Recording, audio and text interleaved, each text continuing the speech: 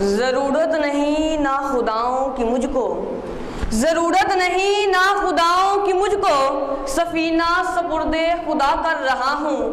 خدایا مجھے کامیابی عطا کر، تیرے نام سے ابتدا کر رہا ہوں۔ نحمدہ و نصلی علی رسولہ الکریم، اما بعد، فاعوذ باللہ من الشیطان الرجیم، بسم اللہ الرحمن الرحیم۔ میں نے دیکھی ہے ہر ایک پھول کی آنکھیں پرنم، میں نے دیکھی ہے ہر ایک پھول کی آنکھیں پرنم، کیسے کہہ دوں میں کہ گلشن میں بہار آئی ہے۔ صدر یشم، ایسا موضوع کہ میرے دل کے کسی گوشے میں سلگتی ہوئی چنگاری کو ہوا دی، جو ہے کہ کیا ہم آزاد ہیں؟ جناب والا، یہ موضوع نہیں بلکہ ایک قابل غور حقیقت اور ایک لمحہ فکریہ ہے۔ ایک تلخ ملاقات کرتے ہیں، ایک تلخ ملاقات کرتے ہیں، آؤ پاکستان کی بات کرتے ہیں، آؤ پاکستان کی بات کرتے ہیں۔ جناب صدر، چند ساعتوں کے لیے زمام تخیلات میرے ہاتھ میں تھما دیجیے۔ نظر ذہن کے سٹیج پر لگی تخیل کی آمد کی منتظر ہے۔ اچانک پردہ اٹھتا ہے، 14 اگست 1947 کا منظر ہے۔ سامنے ایک آدمی اپنی گود میں اپنے شیر خوار بچے اور اپنی انتڑیوں کو لیے بیٹھا زندگی کی کربناک ساعتیں گزار رہا ہے۔ ادھر دیکھیے، سامنے ایک گھڑے میں ایک ماں لیٹی اپنی بچی کو تھپڑیاں دے دے کر سلاتے ہوئے خود بھی اپنی نیند سوتی چلی جا رہی ہے۔ وہ دیکھیے، ایک بابا سامنے پاکستان کی سرحدیں دیکھتا ہوا اوندے منہ گرتا ہے۔ اسرائیل زخم زخم کف سے انصری سے روح کو آزاد کر دیتے ہیں۔ شاید ان بزرگوں نے جذبات کے سیل میں بیٹھ کر یہ کہہ بھی دیا ہو کہ ہم نے سوکھی ہوئی شاخوں پہ لہو چھڑکا تھا، ہم نے سوکھی ہوئی شاخوں پہ لہو چھڑکا تھا۔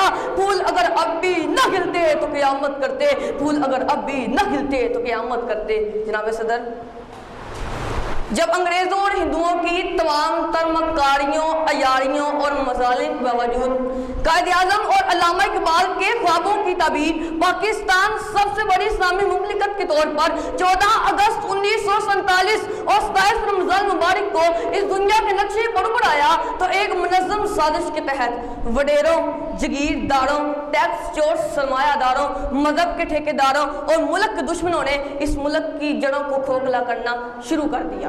ایسا نہیں کہ شہر کے منظر بدل گئے، ایسا نہیں کہ شہر کے منظر بدل گئے، منظر وہی ہیں، صرف ستمگر بدل گئے، منظر وہی ہیں، صرف ستمگر بدل گئے۔ جناب صدر، اور آج آزادی کے 70 سال بعد بھی ہمارا ملک صحیح معنوں میں آزاد نہیں ہو سکا۔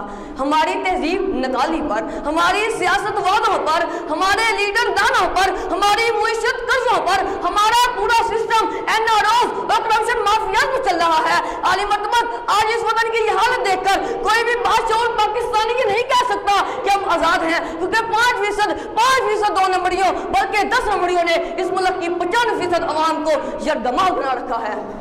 یہ ظلم سہیں گے ہم کب تک، یہ ظلم سہیں گے ہم کب تک، کیوں جینا یہاں آسان نہیں، جو خواب تھا لاکھوں آنکھوں کا یہ وہ تو پاکستان نہیں۔ دن کاٹ کے ذلت میں شب کو جا گرتے ہیں فٹ پاتھوں پر، کچھ ٹوٹی آس کے ٹکڑے ہیں، کچھ پھوٹے چھالے ہاتھوں پر۔ جو لوگ وطن کی جان ہے کہ ان کے بدن میں جان نہیں، جو خواب تھا لاکھوں آنکھوں کا یہ وہ تو پاکستان نہیں، یہ وہ تو پاکستان نہیں۔ جناب صدر، اور آج آزادی کے 70 سال بعد بھی ہمارا ملک آزاد نہیں۔